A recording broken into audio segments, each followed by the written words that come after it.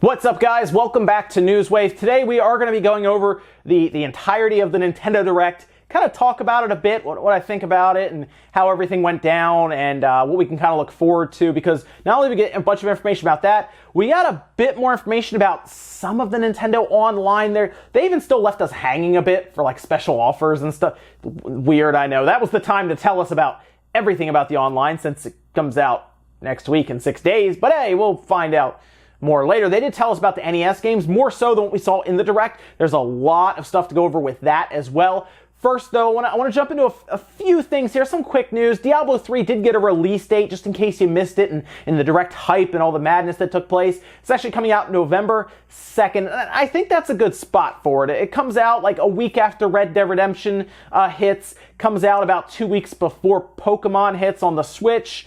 So I think that can work.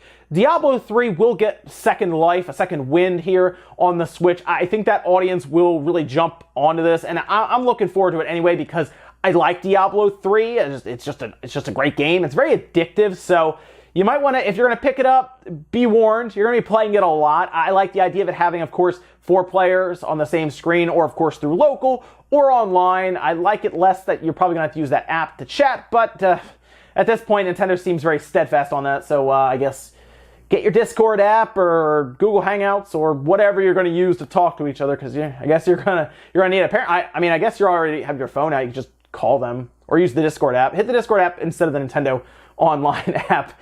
Yes, Diablo 3 is going to be awesome. November 2nd is a good time for it. It's not going to get like run over by anything. It's kind of in its nice little, its own little spot there, so I think that'll work. Also, during the Direct, Capcom announced a very interesting compilation, a little bundle that they're calling the Beat 'em Ups bundle or whatnot.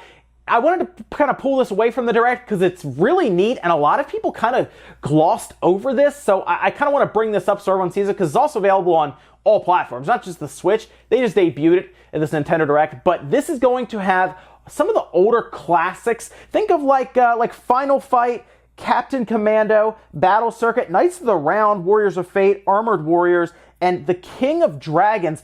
And it's going to have local and online multiplayer, which is pretty cool. The fact that you can, go online. Difficulty levels are going to be part of the option, so you can change it. Life bonus, number of players, all this different stuff, including English or Japanese language options. The idea of them bringing all this together in a bundle, like Knights of the Round, that stuff is kind of expensive. King of Dragons, those aren't cheap games online, and this entire package is going to be $19.99, and that's a pretty good deal. I like the inclusion of the online multiplayer. I think that's really, really neat, since you can, of course, play with other people, co-op through it together.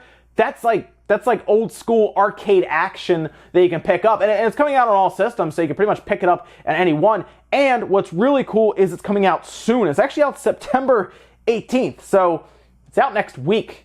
Yeah, so like the same day that Nintendo Online comes out, you can pick this one up.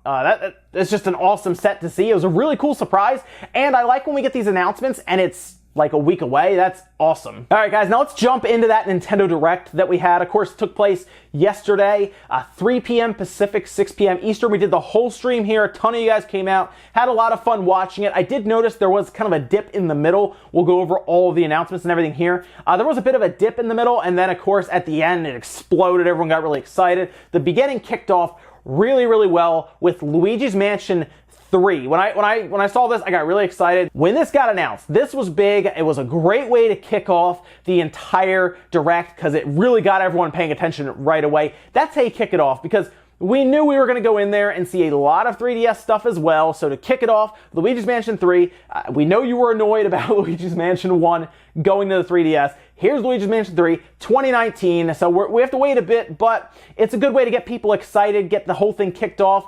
I look at this as a holiday game. Release it maybe in the fall, even like October, mid-October, getting ready for like Halloween. That seems like a perfect spot for this. Then they hit us with a couple of 3DS games. We had Kirby's Extra Epic Yarn. That's coming to the 3DS. And then also Bowser's Inside Story is launching January 11th.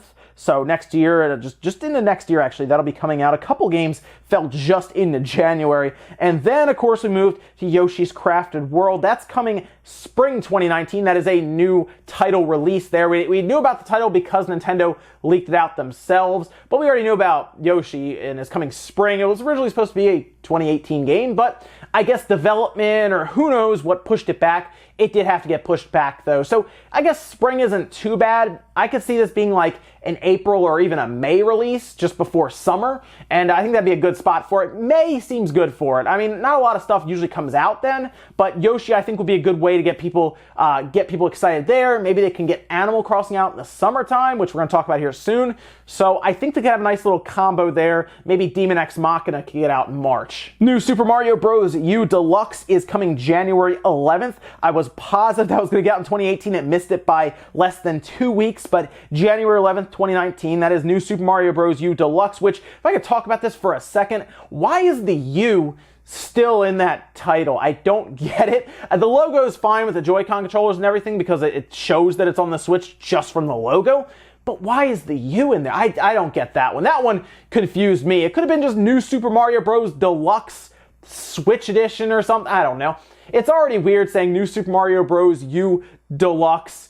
What's the... It's not on the Wii U anymore. I don't get it. I know it's a port of New Super Mario Bros. U essentially with some extra features and stuff, but what? Anyway, this is actually a bigger announcement people realize.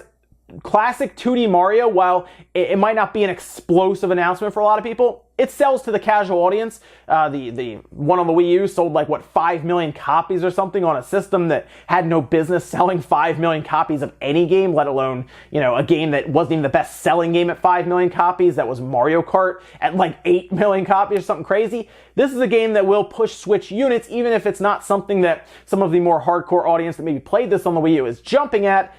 Actually, more than likely, a lot of those people will rebuy it anyway. Never mind. Katamari Damacy Reroll. This was cool. This was a cool thing to see. It seems to be a remaster from the PS2 Katamari Damacy. Great. That's a cool little announcement. It's coming out wintertime.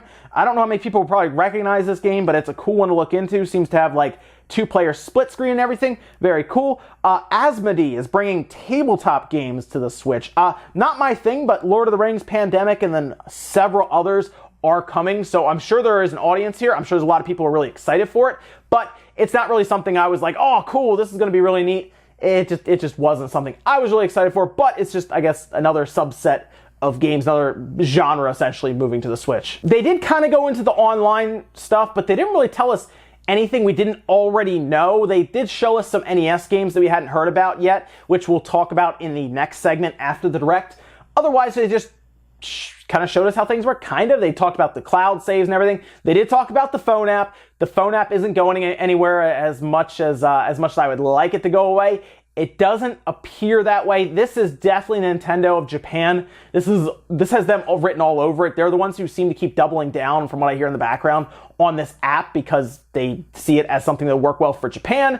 Nintendo America doesn't seem as excited about this app, so it is fun to watch them, Reggie or whoever, try to explain the app to an American audience, or even other parts of the world, really, outside Japan, that just don't get it. But yeah, that phone app isn't going away. It's here to stay. They also introduced some NES-style controllers, which, by the way, in Japan, they get the Famicom Gold controllers, which look awesome. I do like the classic NES style. I get it. It's classic. It's what we know here in the US and even other parts of the world. But man, those Famicom ones look cool. Yeah, they're going to be NES style controllers. They come in a double pack for $60, and they even slide into your Switch on either side.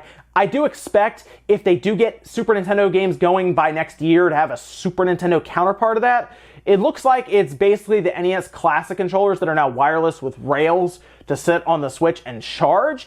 That's fine. That's something I'm sure some people will buy into. Honestly, I'll probably pick up a pack of them anyway to check out. But it's just another accessory for them to sell, and people who want to play the old school games can actually have, I guess, old school feel with the NES controllers. Civilization 6 was announced. We knew about that. They put a press release out, 2K did, and then they pulled it back pretty quickly. But it was out there November 16th, again, as expected. City Skylines is another city builder. I guess Civ 6 is more about competition against other people. City Skylines is more of a Sim City style, where you're mostly managing your entire city and you're building it up. That's actually already out. It came out a few hours after the Direct. It did come out. I did check it out as well. Just some of the beginnings to see. I'm sure the frame rate will probably dip as the town and your city gets massive and larger, but initially it just seemed like they turned down the resolution, and it seemed to work. So not bad, I guess. It is about half the size. It's about 2 gigabytes. It's about half the size of the PC equivalent, but it seems to at least work. We did get a release date for Warframe. That's coming November 20th. Free-to-play, MMO-style action RPG. Pretty cool game. Evan's going to be working on some video for that just to get you guys kind of set up, kind of a beginner's guide. And then we started jumping into Final Fantasy. And it was a ton. I mean, they were just dropping Final Fantasy games all over the place. And I do want to point this out. This is kind of a big deal. While a lot of these games are also going to the Xbox, it seems that Square is removing these from being essentially PlayStation console exclusives. A lot of these did also go to the PC, of course, because, I mean, PlayStation doesn't really care if stuff like that goes to the PC. They don't really compete with them directly. But to see, like, Final Fantasy VII leaving a Sony platform and going to a Nintendo platform and a Microsoft platform was a little jarring. I'll admit that. It was a little surprising to see that. But yeah, Final Fantasy VII, Final Fantasy IX, Final Fantasy X, it appeared 10-2 as well, and 12, all going to Nintendo and Microsoft consoles, going to Xbox and Nintendo Switch, and that appears to be coming 2019 at some point. No exact release date, but to see all of these games show up, Final Fantasy VII on the Switch will be really cool. If I had to look at it, 7 and 9 would probably be the two I would pick up right away. 7 definitely. 9 is very good. What happened to 8? There has to be something going on there. It is on Steam, I believe, but I don't know what's going on there. Something about 8. I don't know what's in there or why, but either they just don't like it, or there's some licensing issue with the music, or I don't know, something. For some reason, they don't seem to be doing anything with 8, maybe at a later time, but they're porting everything else pretty much, all of the PlayStation, the PS2 games, and it's all coming over to, well, pretty much everything. Oh, also World of Final Fantasy, that is also coming to the Switch November 6th. I have it on the PS4. It's kind of like Final Fantasy mixed with Pokemon, I guess. It's a fun little chibi-style game. I mean, the little characters are all chibi-style and they run around and stuff, but it's a fun little game that's coming at the beginning of November. And then we got to the end, and I got a little concerned because I knew Animal Crossing was getting announced, but it almost felt like they were just teasing people, and I got worried maybe they weren't going to announce it here anyway. Maybe it was going to be like next week or something, because they showed Isabelle. Isabelle is becoming going to Smash, becoming a Smash character. That was kind of the lesser announcement. They didn't really build up to it. They just dropped you in, and they're like, oh, I'm going to Smash. Cool. That was fine. No one really got super excited, but then we get a nice little like jump back to Tom Nook sitting in the dark, turns on his light, and then he talks for a bit, and then he says, yes, Animal Crossing is coming in 2019, and that got people going crazy. Yes, Animal Crossing, guys, I know a lot of you have been asking about it. Animal Crossing on 3DS sold over 11 million copies. It's a big seller. It just is, whether you like it or not. It does well, even if it's not your game. I'm not a big Animal Crossing person. After the GameCube version, I was pretty much like, I had my fill of Animal Crossing. Probably 200 hours in the GameCube version back then, and I was like, I'm good. I had to get the little gray memory card that came with it just for that game because it took up so much space of that 59 block memory card. So, I liked Animal Crossing then. I'll probably end up checking it out anyway to give you guys impressions of it and everything, and we'll see. But for people who have been looking forward to it, there you go. I think it's going to be a summertime game because I think Bayonetta and Metroid are going to be the big holiday games alongside that hardcore mainline Pokemon RPG. I think that's going to round it out. I think Animal Crossing fits great in the summertime as like a June release. And that was our Direct. Some people didn't like it. Other people did. I think it depends on the taste and what was revealed. Luigi's Mansion 3 was probably my favorite reveal. But that Final Fantasy block, man, when they showed all those Final Fantasy games, boom, boom, boom, boom, all leaving Sony consoles, going to the Switch. The portable nature of the Switch makes it very appealing. I get it. But then also the Xbox and stuff. It was like, man, that was bigger than a lot of people realize. If you grew up with Final Fantasy and you only recognize things like Final Fantasy VII to be under a PlayStation logo, that's a pretty big deal. That's a pretty big kind of turning point in history there. And we'll see. Maybe Square looks at things like Kingdom Hearts 1 and 2 and they go, oh yeah, maybe we'll bring that over too. Let's do that. This really opens the door because up until now, I mean, I kind of only knew 7 as a PlayStation 1 game, 9 as a PlayStation 1 game, or just PlayStation in general, and here we go now. It's going to all other platforms. So Animal Crossing might not be your thing, but you have to recognize that it's a big seller. Some of the other announcements were okay. There was this moment in the middle of the Direct where it's kind of lulled and people were like, But I do think, like, Civilization 6 is a good announcement. It's not on other consoles, only on the Switch and PC, I guess, and I think iPad as well.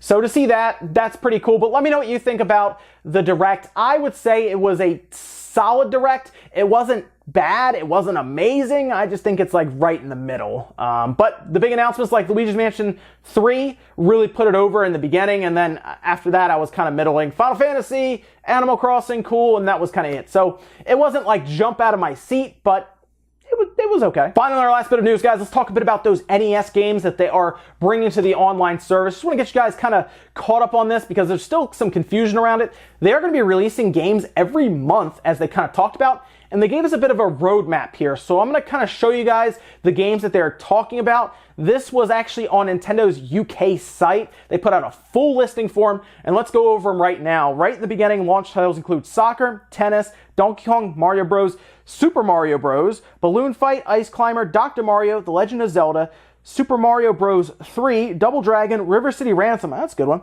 Ghosts and Goblins, Tecmo Bowl, Gradius, Pro Wrestling, Excite Bike, Yoshi, Ice Hockey, Baseball. In October, you'll get Double Dragon, that says Special Edition. I'm not really sure what the Special Edition means, I'll have to double check that. Double Dragon, Gradius, NES Open Tournament Golf, Solomon's Key, Super Dodgeball, Super Mario Bros. 3. Following that up in November, Dr. Mario, Metroid, Mighty Bomb Jack, Super Mario Bros. It says Special Edition, okay.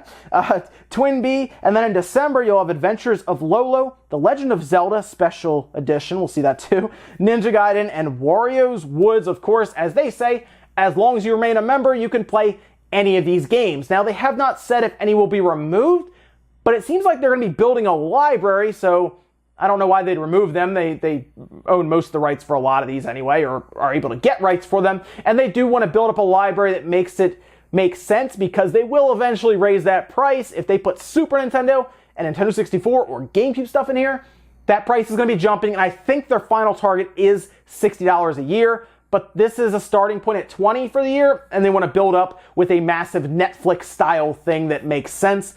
I think this would be better as a separate app, and they could maybe keep the online free kind of, but they want to kind of pull people into their online service, and using their back catalog of games is probably the most effective way to do it. And guys, that's going to do it for Newswave today. If you enjoyed this video, make sure you guys hit the like button, it really helps out. If not, hit the dislike. Leave comments down below about everything we talked about today, whether it is the Nintendo Direct in general. Let me know your thoughts on it. Animal Crossing, Luigi's Mansion 3, Final Fantasy games, some of the city builders like City Skylines or even Civ 6. Let me know what you think about all that stuff, or the NES games. I have to say, I was looking at just their listings, and it seems like by the end of December, there'll be a lot of games there to play. Is it worth $20 to you at that point for the entire year to have that catalog games to pick from with online multiplayer? Thank you so much for watching, guys, and I'll see you next time.